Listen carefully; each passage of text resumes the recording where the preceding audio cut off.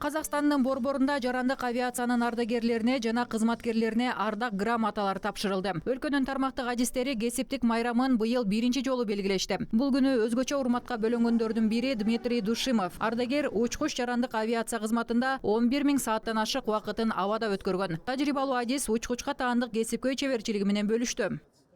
Человек должен прежде всего уметь анализировать ситуацию, принимать ответственные решения. Биринчиден кырдаалды талдап, жоопкерчиликтүү чечимдерди кабыл алууга көнгөн адам болуш керек. Бул эң негизгиси. Өз ишинин чебери болуу үчүн сабаттуулук да керек. Бул кесип ар дайым абдан беделдүү жана учкучтун макамы ар дайым бийик. В глазах людей, по крайней мере. Транспорт министри кесиптик майрам ээлерин куттуктады. Марат Карабаев эгемендүүлүк жылдарында атамекендик авиациянын өнүгүү темпи басаңдабаганын баса белгиледи. Көрсөткүчтөр жыл сайын өсүүдө. Авиациялык парк жаңыланып, тармактын инфраструктурасы жакшыртылууда. Мисалы 22 учуу тилкеси жана 16 жүргүнчү терминалы жаңыланды. Аба байланышынын географиясы да жыл сайын кеңейүүдө. Бүгүнкү күндө дүйнөнүн 30га жакын өлкөсү менен эл аралык жеткирүү кызматы жүзөгө ашырылып жатат. Жалпысынан республика боюнча аталган тармакта 20 000ден ашык адам эмгектенет. Адистердин айтымында келечекте авиация адистерине суроо талап күчөйт.